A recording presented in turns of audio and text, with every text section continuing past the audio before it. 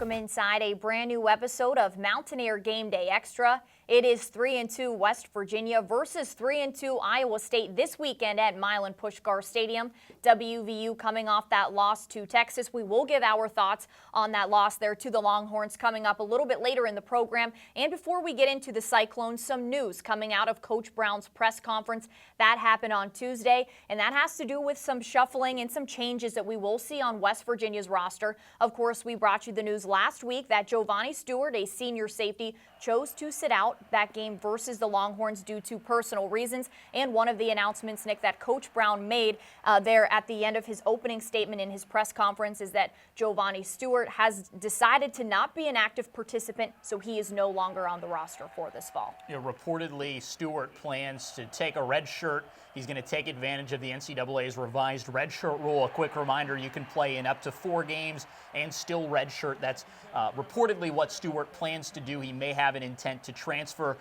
There's also a couple of more updates that Brown gave beyond Stewart, who is now no longer a part of WVU football. A couple of wide receivers were knocked out of that game against Texas, Sean Ryan and Sam James. Brown did give updates on both players, saying that Ryan had surgery, but Sam James could be available for the game against Iowa State, and that's very important because he's one of West Virginia's top receivers and one of the top receivers right now in the Big 12. We'll talk more about both of those guys and what their absence or return to the lineup at some point could mean for the Mountaineers. Yeah, an absolute blow really for West Virginia. Sam James, WVU's leading receiver, he's got over 300 yards, 2 touchdowns so far on the season. We hadn't seen as much out of Sean Ryan. I believe he's just got over 180 yards, but he was a big play guy here for West Virginia. We saw him come in. Even the play that he got hurt, I think that was Austin Kendall's longest pass there of the game, and he really just, came down. We're hearing upper body is what he had surgery on there, and then same thing, with Sam James. He was a guy who was taking some big hits. It seems like we talk about this week after week, that there were a couple points in games we've seen him be a little bit shaken up, but Coach Brown had said that there really is no timetable for Sean Ryan's return, but that's one of the viewer questions, is what will West Virginia be able to do in his absence, so we will have that coming up a little bit later for you here in the program. But Nick, for West Virginia, when you look at the loss of Giovanni Stewart, this was a team that was already hurting in the secondary. We saw Tyke Smith step up. He started at the spear position. Defensive coordinator Vic Koenig had nothing but great things to say of how Tyke played in that game up against the Longhorns. But Coach Brown had said it, that when it comes to the secondary and it comes to the offensive line, depth certainly is a concern. And he even said, if you saw us all warming up against the Longhorns, you saw that we are only 2 deep at safety right now. So that's something to keep an eye on. And week in and week out, we talk about the young guys stepping up. They're certainly going to have to do that in Stewart's absence. Yeah, absolutely. We've heard nothing but good things, really, from the coaching staff about true freshman Tyke Smith, as well as true freshman Kerry Martin Jr., also in the defensive secondary, who has seen a growing amount of playing time over the last few weeks. But just a quick note on West Virginia's defensive backs against Texas.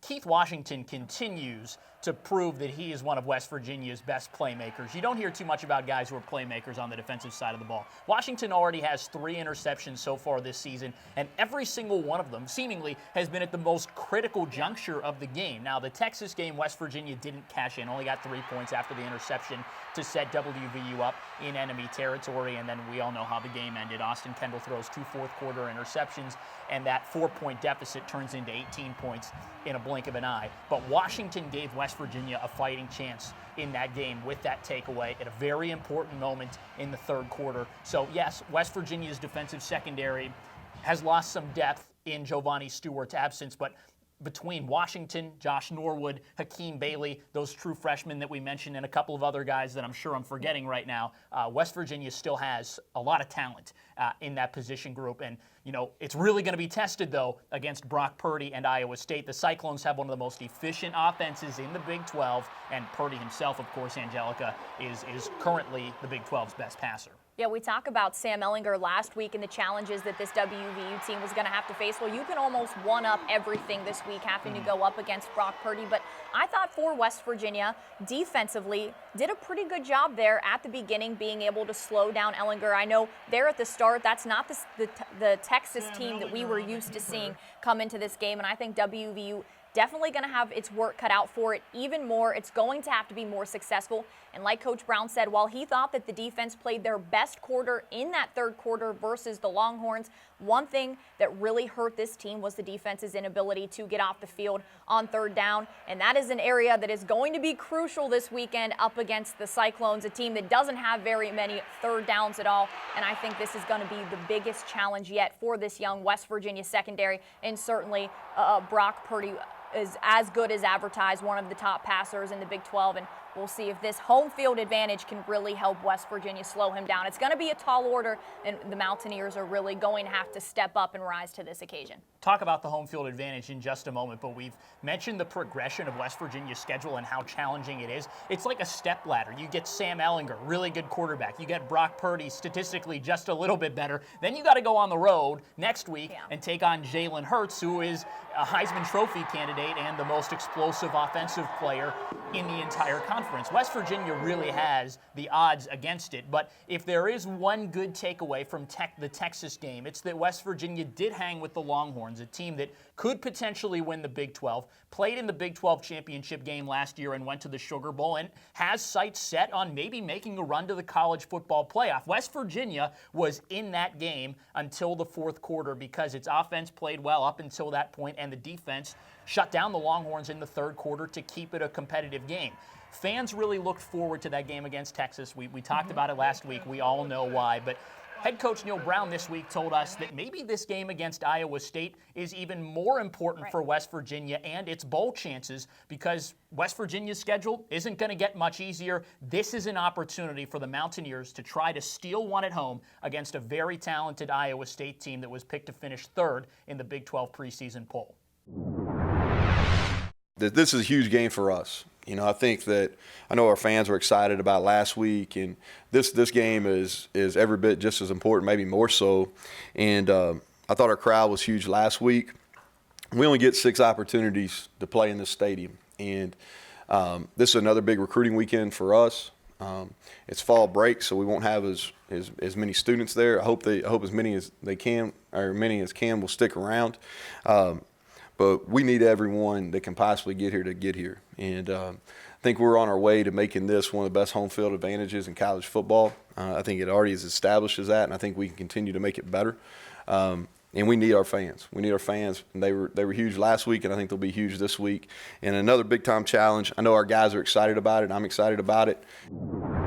You can hear more from head coach Neil Brown coming up this weekend on a new edition of the Neil Brown Show. We'll take you inside the Encova Insurance Coach's Corner with the head coach to get the inside scoop on this Iowa State team. We'll also have much more, including a trip into the Wolf's Den on the Neil Brown Show Friday at 5 Eastern on AT&T Sportsnet and Saturday morning at 9 on your local Nexstar station. As always, check your local listings for details. And coming up Friday night, also on the docket at the WVU Coliseum, the Gold Blue debut, your first opportunity to take a look at Bob Huggins' 2019-2020 unit. The Gold Blue debut begins at 7 p.m. And, of course, we'll have complete coverage of it at WVIllustrated.com. Now we bring in Jonathan Schaefer, the sports director at Local 5 in Des Moines, Iowa. He covers the Cyclones and has been with the team all season. Now, Jonathan, last season, I know WVU fans will remember Brock Purdy as the true freshman that led the Cyclones to an upset of Will Greer and WVU in Ames. A year later, it seems that Brock Purdy is an even better quarterback. How much improvement have you seen him make in the last year? I mean, with that year of experience under his belt, you just see that maturity kind of grow in his sophomore season. He's really become a leader of this offense and of this team, and a guy that Matt Campbell's been able to lean on most significantly in the running game. I mean, he is their leading rusher right now, which, you know, if you're an Iowa State fan, might scare you a little bit, but it's becoming a common thread. You know, in the Big 12 right now, you look at Jalen Hurts and now Purdy and some of the other guys throughout the Big 12 conference, and the dual threat is something Iowa State fans haven't really seen in their own walls. And so Brock Purdy really bringing an element in that run game that has kind of been missing and is necessary with the loss of David Montgomery after last year. Now, you talk about efficiency. Iowa State's defense has been incredibly efficient so far this season, as the Cyclones have only given up 3 first-quarter points in their first 5 games. What's allowed Iowa State to be so dominant in the early portions of games on defense? Well, I think Iowa State is, under Matt Campbell, we've seen this improvement of bend, don't break, and that's kind of been the mentality they've taken on, and it's really led to successful things. They keep everyone in front of them. They don't give up those big plays. I mean, you remember last year, Will Greer lived on big plays, and then when he got to Jack Trice Stadium, couldn't seem to find anybody downfield or didn't have time to find anybody downfield. And I think it's another progression of this year's squad from last year, in that their front is getting after quarterbacks a little bit quicker. And the DBs have shown an improvement even while losing a couple of big names like Brian Peavy from last year. And so I think this secondary was where the big question mark lied with me coming into this season, but the secondary's really held up well. And the other big thing, too, is they seem more sure-handed in their tackling this year than maybe they have over the last couple of years. We're chatting with Jonathan Schaefer, sports director at Local 5 in Des Moines, Iowa. He covers Iowa State football. Wrapping up with this, Jonathan, there's really a sense of urgency here in Morgantown. Neil Brown says this is one of the biggest games remaining on WVU's schedule. Mountaineers need a win to help their case for bowl eligibility. Is there a similar sense of urgency from the 3-2 Cyclones as they get ready to come to Morgantown? You know, they view this as obviously a key game in the fact that they want to compete for a Big 12 championship, and that is a very real thought in the minds of these coaches and the minds of these players. And you can't afford to lose games on the road that you should win. And in the minds of Iowa State, they should beat WVU. No offense to the Mountaineers, they're down a bit this year. But figuring things out, and Matt Campbell has the utmost respect for what's going on over there in Morgantown. It's just a matter of, do they execute the right way? And I think the big thing to note is Iowa State players have admitted that they're getting back to having fun playing football. And they saw in the losses to Baylor and Iowa that they were maybe putting too much pressure on themselves to be perfect and getting away from the enjoyment of playing on Saturdays. And so I think with that, you're going to find a little bit of a rejuvenated team. It's what we saw against TCU, where they just got back to having fun and playing football the way they know how to. And so doing that again this week out there is going to be critical because you can't sleep on any team in the Big 12. And so to keep those title hopes alive, you got to go win these games.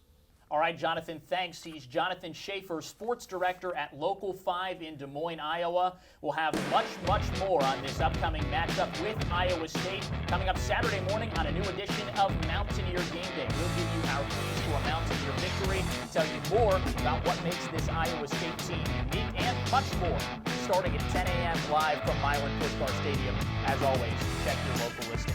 And a big thanks, as always, to our friends at the Varsity Club. Catering services for MGD Xtra are provided by the Varsity Club Sports Tavern of Morgantown. And can't beat it, right? It gets better and better every week. Truffle fries over everything. If you've never had them from there, get them. We talk about it every week, so if you haven't gotten them by now, then I don't know what to tell you. Yeah, I mean, every single week we shout them out, so you might as well absolutely do yourself a favor. But in the meantime, we're going to talk a little football, if you guys don't mind. Yeah, let's do it. Alrighty, so West Virginia had a pretty good showing against Texas, I would say. So Kelly Kessinger from Twitter wants to know, what's your guys' positive takeaway from the Texas game this weekend? Angelica. I'm going to go with the hot take of Austin Kendall, just because it's been a topic that our social media has just seemed to be flooded about it. And of course, everybody is talking about his performance. Now, when you look at it, 4 interceptions, obviously not ideal, being that I think 2 or 3 of them Texas cashed in on. 21 points off turnovers. 21 points off turnovers, there you go. So not ideal for Austin Kendall, but threw for over 360 yards. We saw one of his longest passes so far this season. We saw him try a little bit more with the deep ball. And talking to Coach Brown and quarterbacks coach, Coach Reagan, I asked them earlier in the week about those interceptions. How many can be put on Austin? How many can be put on the receiver? Coach Brown says 1 on Austin Kendall, 3 on the receivers running the wrong route.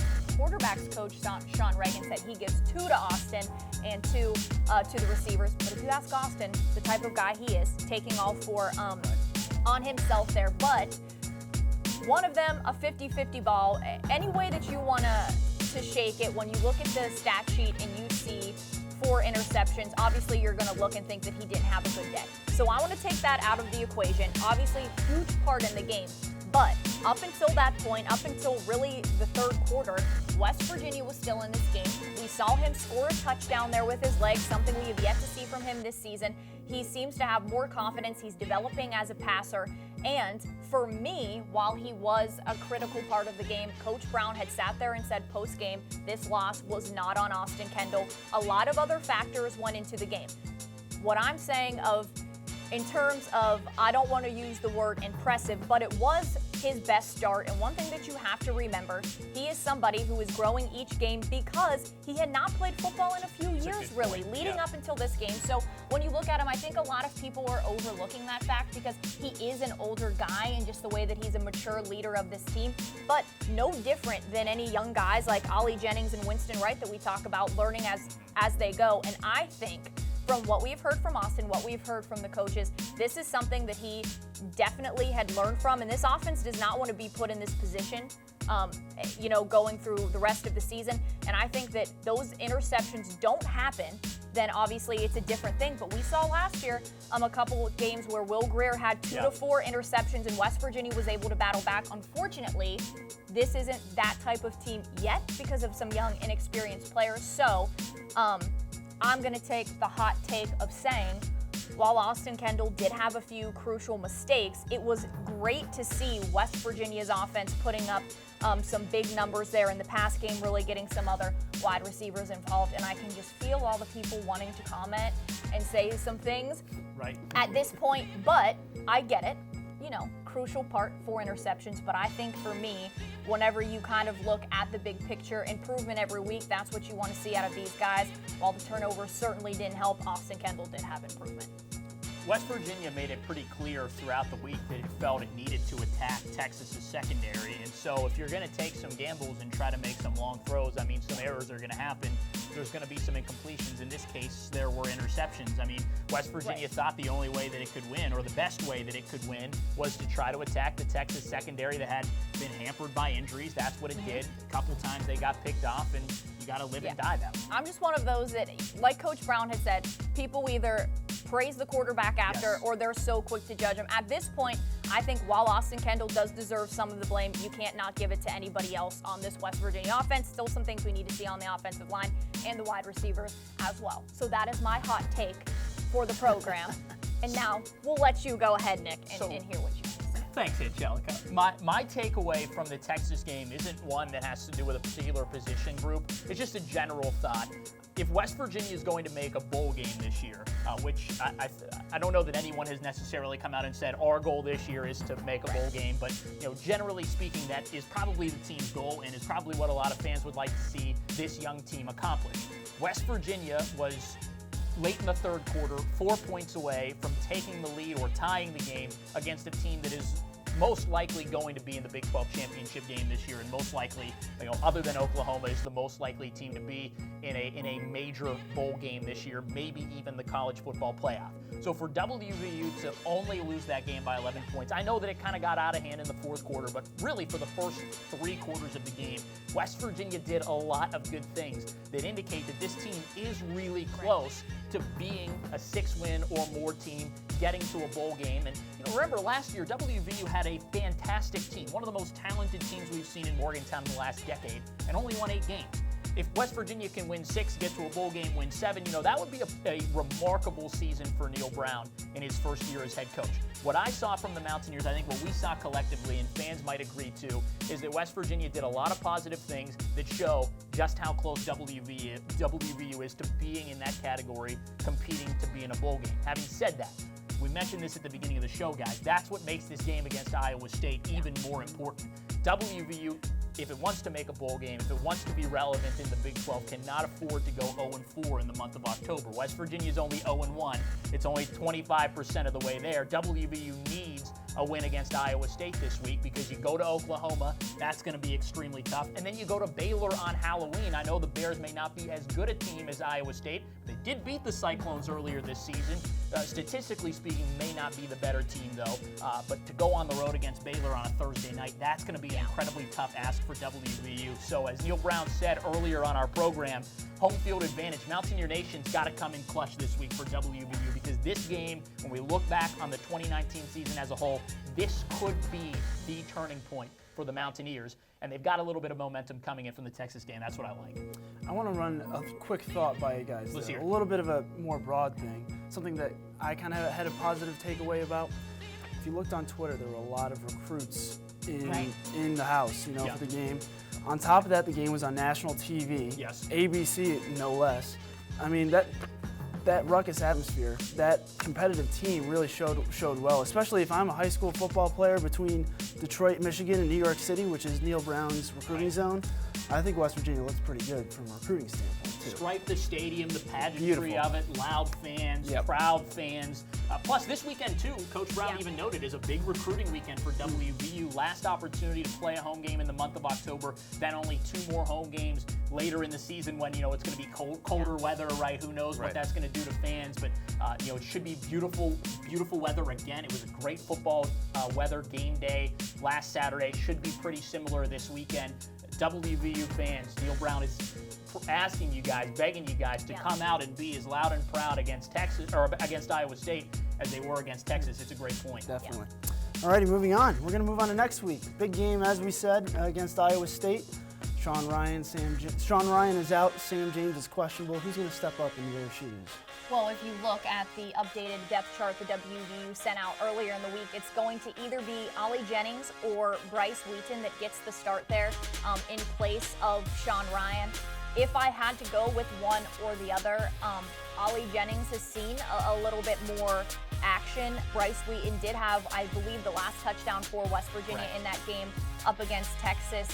But Coach Brown has said a lot of good things about Ollie Jennings. If you remember, he played a couple games in, and as soon as he really got out onto the field, Coach Brown had said with Ollie, there was really no question on if we were going to redshirt. I think from the start, their intent was he showed in that first game that he had played, that he was capable of filling that role.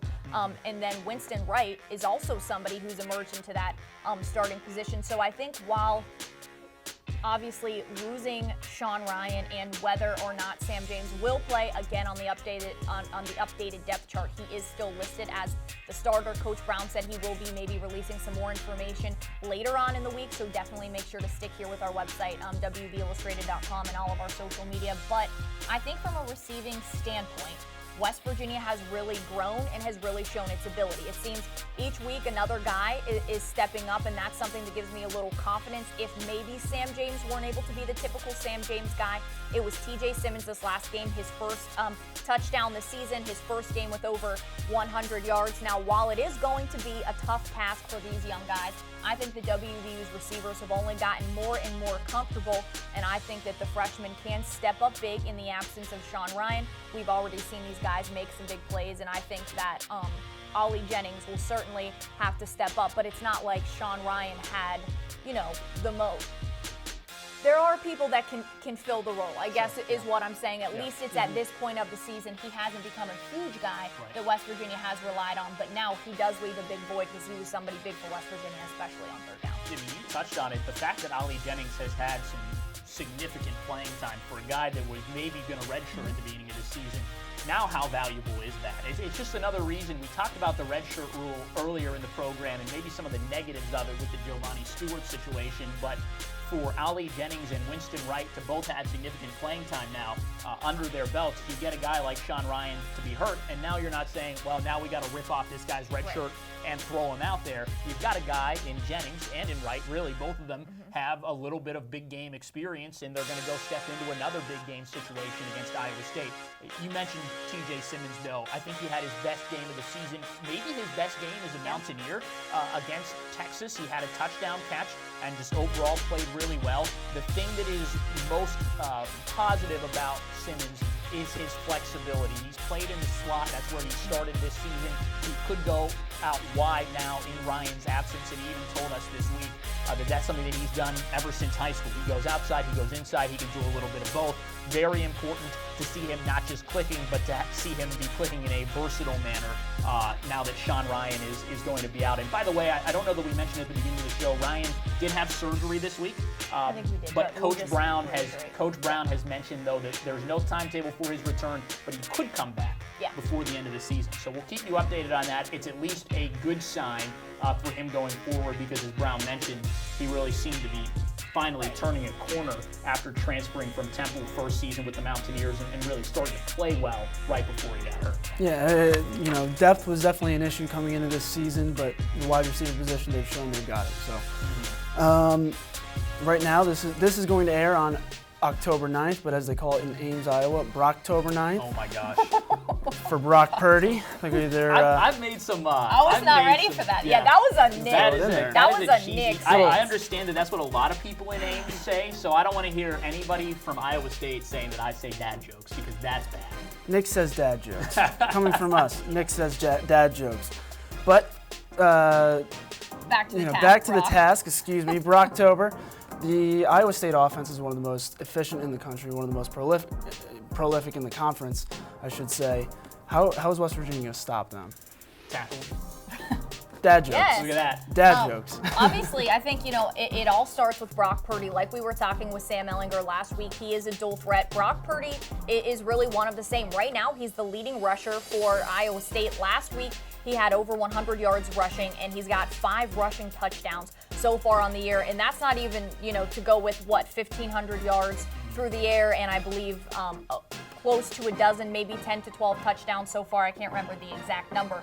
But I think what we had saw last week was Sam Ehlinger was not able to be as successful in the run game as he was, the past couple games leading into this. And West Virginia really had some big answers. They had a few sacks on him, were able to get them into some negative yardage situations. So I think that this WVU defense has to continue to try to get in the backfield. Now, here's the thing. I believe Sam Ehlinger was, 230, 240. Brock Purdy is 210. He's kind of a smaller guy, but I don't think this WVU defense is going to forget what he did to them last season. He and David Montgomery had absolutely. David Montgomery almost 200 yards on the ground in a game I think West Virginia only had under 160 yards of total offense. Will Greer was sacked 7 times. So I think that's obviously got to be some motivation. Like we talked with Texas last week, wanting to get their revenge on West Virginia. This is a big game for the Mountaineers, a big game for the WVU defense. And like we were talking about, while those mistakes did happen offensively for West Virginia, I think the defense last week really made sure that not a lot of those were able to be capitalized on. There were some things that this offense, had some mistakes, but I think that the WVU defense held its own and sometimes got the offense out of those situations, and it's going to be critical to do that this weekend. And of course, it all starts with its quarterback. So there's a stat that comes to mind that not a lot of people talked about because West Virginia lost, and when you lose, really the score column is the only thing that matters. But West Virginia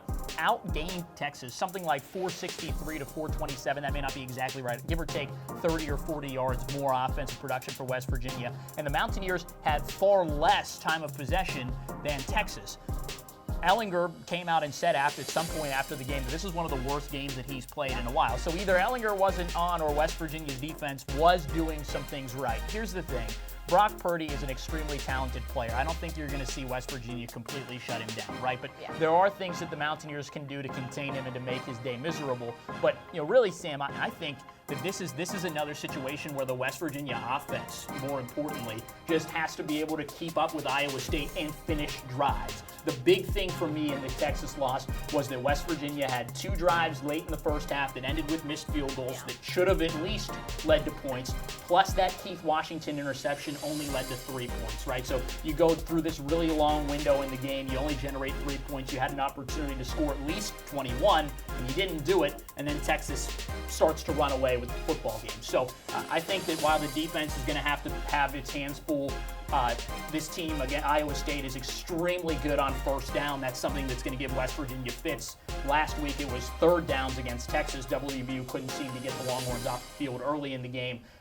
But I think that while defense is a very important matchup to watch against Purdy, the offense has to finish drives, even more importantly than the defense making stops. And that was a big issue in Missouri. I mean, the defense Yes. just couldn't get off the field. And we know what happened there. So between now and then, obviously, just please like us on Facebook, follow us on Twitter, use the hashtag AskMGDExtra. We will ask your questions on air. Nick and Angelica will answer them. And besides that, go onto our website. We have the latest news, wvillustrated.com, everything on the Mountaineers. So thank you very much. Well, before you leave us, Sam, here. The Wow. truffle Oh, we got truffle fries. Can you see executive producer Chuck Executive Scatter? I'm not producer. sure if he makes it on screen or not. Yes. They're beautiful. They're beautiful. Wow, we didn't even do as much damage as we normally did. That's Yeah. because some people got here late, so it's okay. Wow. What I was going to say, while we've still got Sam here chowing down, some things to look forward to this week as you're getting ready for WVU football. Nick talked about the Gold Blue debut a little bit earlier in the program. That's coming up on Friday night. But a big game for the WVU women's soccer team. That's on Thursday. They're hosting Texas Tech. That at 7 p.m. at Dick Delesk. So if you are in this area, you could have something to do Thursday, Friday, and Saturday. Of course, always just as beneficial to get out and support the other sports here at West Virginia, just like football. And who doesn't like to get their sports weekend started a little bit there? So yeah, some fun stuff to do coming into this week.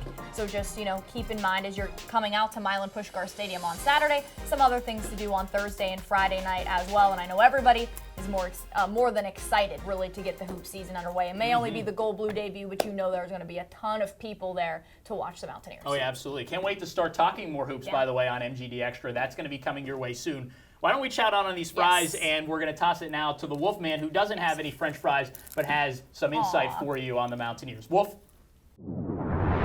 Hey, it's another edition of your MGD Extra and the Wolves. Let me hear it.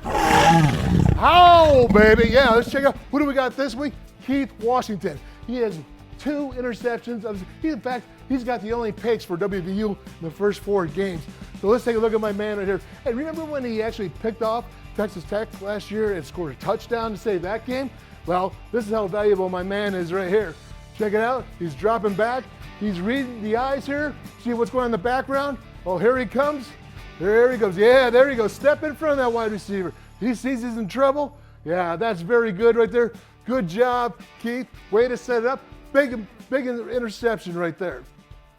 So continuing on with this extra right here. Okay, again, Keith Washington's going to get his 2nd pick of the season. Hey, this was the play of the game. This stopped the momentum of the Jayhawks right here, okay? So let's take a look at it here. That's it.